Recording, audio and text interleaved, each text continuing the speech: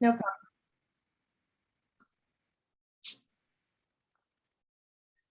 Hello, everyone. I'm John Higgins, contributing writer to Film and TV Now, and I would like to welcome one and all to this interview special with filmmaker Nani Le Yang, whose film Beneath the Banyan Tree is playing as part of the online Paris International Film Festival 2022, which runs online from the 10th to the 20th of February. This is a culture clash drama in which a Chinese woman living and working in LA has to deal with several members of her immediate family arriving to stay with her after circumstances drive them out of their native China. Nani, a warm welcome to you and thank you very much for joining us. Thank you so much for having me. I'm very excited. Okay, so I want to start by talking about really the intricacies of Chinese culture, which is what your film is about. I mean, it celebrates and embraces the conflicts that are in Chinese culture. I mean, what was the start-off point for the script? The starting point, it was actually, I personally always want to tell a story about the kind of family dynamic that I have with my family. Though, of course, in the film, all the things happen, it's not actually happened in my personal life, but the kind of struggle and the dynamic is actually very personal to me. I was actually initially, I just moved to the US. So the distance between me and my parents kind of increased the conflict between us. I can sense more expectations from them.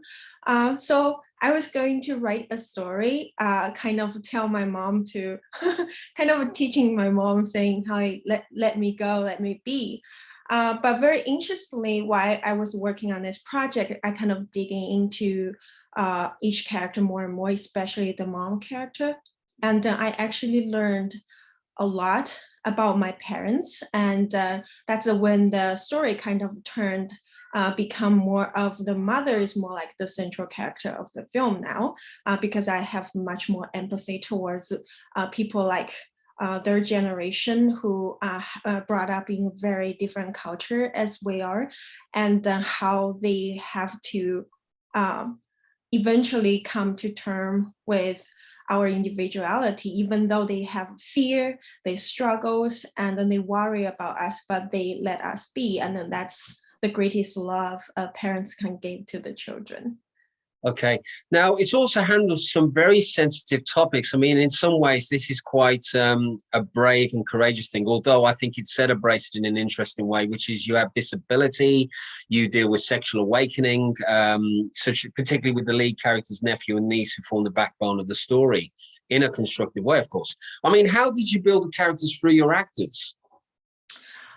It's actually quite interesting. I kind of split myself into like different pieces. I feel like in my life, I went through my teenage years, my very willful, strong-willed time, and then now I understand more. So I kind of split myself, kind of putting each part of my experience into the each of the character. So every single character I want to say is a part of me, and especially I want to discuss the teenagehood and then the sexual awakening, all that stuff, because I find that it's actually we are all people who want to meet our family's expectation. We want to belong.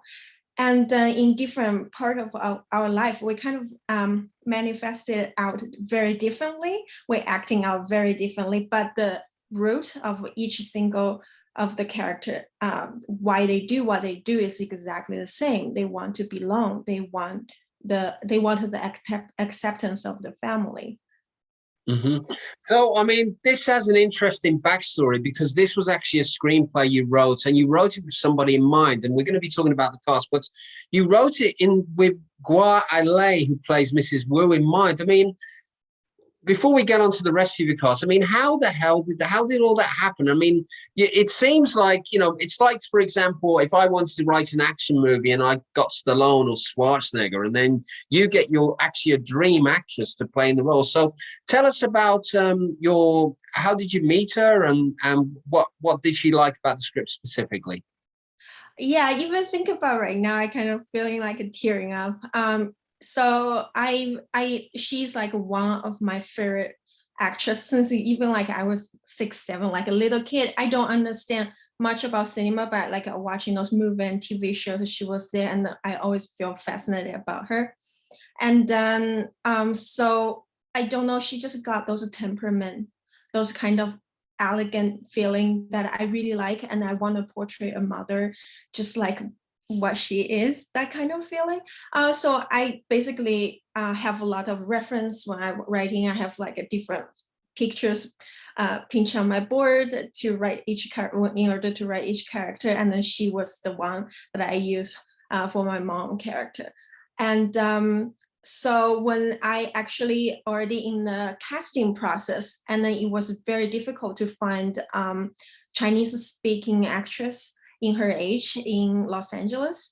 And I was it was very stressful. We went through like a month long of casting. We couldn't find the right person.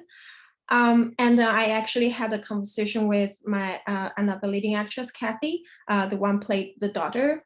And then she asked me, who would you want to play this role? I told her that I wrote this based on Allegory. And then she said, she actually lives in LA. That's no way. So I went to do research. And I thought people like her wouldn't want to play in like such first time filmmaker, low budget film. And my Kathy actually encouraged me many times, to a point like I was like, I'm just going to email her agent my script and then see what they think. And the worst case, I'm just going to get rejected. I got nothing to lose. And then her agent told me to translate the script, and then says it's okay. They like to read the script first. And 3 days after she got the script, the agent contacted me, and then we put us in touch. And then she told me that she is very touched about the script, and then she loved the authenticity, and that's portrayed the Chinese immigrant, because she is Chinese immigrant. And then she has 2 daughters, and they all married to American. So like she actually have very similar family. And a family conflict, expectation, all that in her own family. So she feel very personal. And that's when she decided to help out with this project, and made my dream come true. Uh-huh. So let's talk about the rest of the cast. I mean, you've got, not just you've got the American cast, and you've got a great group of actors. I mean, tell us about the casting process for those people. We actually, when it's difficult to casting, like we use most of the casting platform, putting out what we need, and then there are a lot of people coming in. It's actually really hard to cast the Chinese actors, and then we actually end up went to a lot of Chinese platform in order to get attention. Those platform is not set out for casting or film industry at all. It's mostly for like, real estate and stuff. And then we went on, and actually a lot of people applied. There are a lot of actors, like the minor roles in my film. They are first-time actors. They never acted before, or they are people who trained as actor but never be in a feature film before. And so I find myself very lucky to be able to find those characters. I think once you find the right person, like half of your work is done.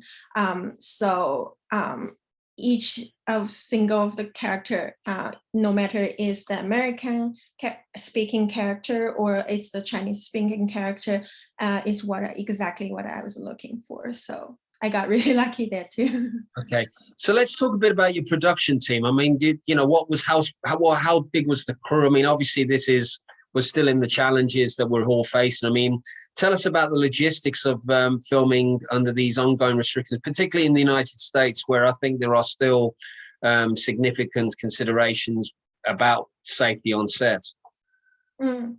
Yeah, so I actually worked with a production company from my friend, that they are a company that kind of funded by Taiwanese, but it's actually a US production company. And they read the script and then they're very interested to be part of this. So my another producer Choi, he jumped on board and then find all the amazing crew for me. Those are people who really just want to invest in this story. I think they take the pride of part of that is the story is their own story. Most of my crew are Chinese American immigrants, so so I feel they took it as a very personal thing for them. And also I have different type of, I also have American crews, some crews from Russian and England. So it was very diverse environment. And I remember at the day of the wrap, Allegra, my leading actress, she actually commented, she was like, I was concerned before I jump on board working on such a smaller crew project. And then I wasn't expecting like every single one of you have those entrepreneur spirit. And I really think you guys take this project seriously. And she was really happy about it. And I felt the same. Sometimes I feel some of my crew take certain things way more seriously than I do. And also like, because we have Grace on set, Allegra on set, so, and several elderly actors on set, so like a safety issue, the time that they can work is limited, and my crew did a wonderful job to navigate through that as well. Okay, so obviously you shot in LA, I mean, we know that, but in terms of the specifics of your locations, where did you shoot and for how long? We actually scheduled to shoot 20 days, but there was like things never happened the way you wanted it to be. So it kind of we have incident, so we have to reshoot the film at one point, and it end up as 23 days, I believe. There are a couple of pickup days as well. Yeah. Okay, so obviously we understand that you earned an MFA from New York Film Academy, and obviously that's always a nice thing to have if you're going out into the film world. I mean, what were the key things that you learned from your time there? I mean, where did you feel your natural talents and strengths lay as you learned your craft? I think when I was at the school, I think for New York Film Academy, the best thing they do is they just throw you on set right away. So you learn actually from hands-on. And then I think this they have this feature film program. That's the advantage that I end up take. I was not going to go on feature film program. I was actually on short film program, but at the second year, I really want to learn something more. I want to learn production side of stuff. I want to learn legal side of stuff. So that's what they offered. And then also they, because you are students, and then if you really be able to make this feature length film, at least film it before you graduate, there was a lot of advantage that you can take from student discount and from the government. So that's where also can help me making a film with a way less money, but present a better quality to people. So I think the hands-on and then the resources I have and the people I met there are all the people that actually part of the reason this film was able to make. Okay. I mean, well, going back to your actual process on set, I mean, you said that you had 20 days of shooting. I mean, was there much time to rehearse with the actors? We don't actually have that much of time to rehearse. Mm-hmm. Okay. So obviously my next question is I want to talk a little bit about diversity and gender. I mean, they're big topics at the moment in the industry. I mean, what are your hopes for the future? And where do you feel that progress has been made, you know, in terms of supporting people like yourself in developing your talents in the industry? Mm, yeah, I feel in as an immigrant in the US, in the beginning, I really feel it's very difficult to navigate through, no matter it's because of language or because you do have those sense of less than in this environment. But I feel, especially when this film is running when it's step into the film festival circle, and that's when I actually really see that uh, this environment actually does respect good story, and they are actively looking for good story, very personal, unique. Hmm. And oh, My craft and then write a story that's actually truly meaningful, write a story that's actually very personal and true to me, that bring that authentic side of myself, bring my flaw, my struggle out to present to audience. And that's where no matter what ethnicity you eat, people will relate to your story. okay. And we lost a bit of you just there. I have to apologize because the connection was there, but that was really nice here. I mean, obviously, my next question is, what issues and themes would you like to explore in future work that would open up a broader dialogue about Far Eastern representation? And can you repeat the question again? Yeah.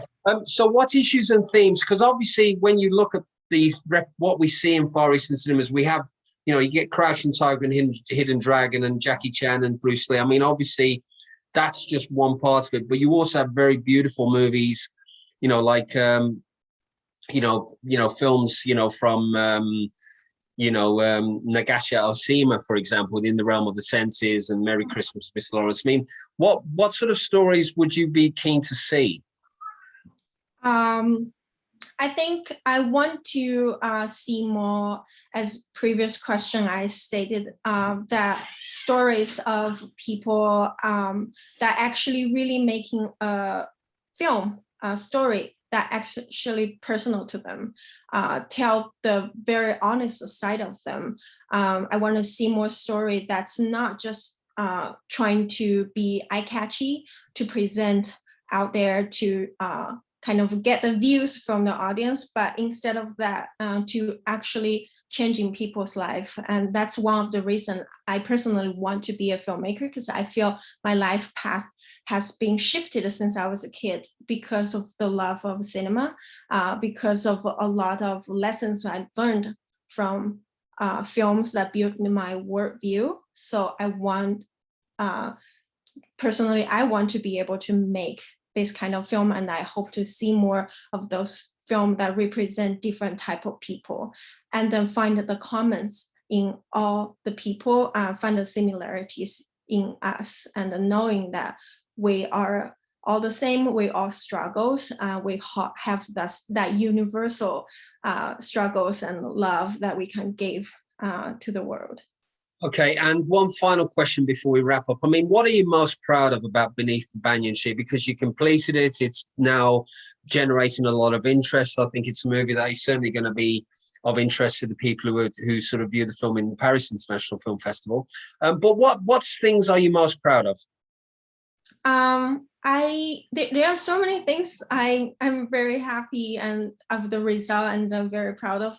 But I think one of the most thing is that I'm never thought of this film can be related to so many different type of audience, despite the pop culture background, no matter it's Western audience or people from very different country, grew up in very different environment, have been through internet sending me message that they watched in the film festivals, and then how they feel about it. They told me they tearing up. I never thought of it can bring that level of connection there.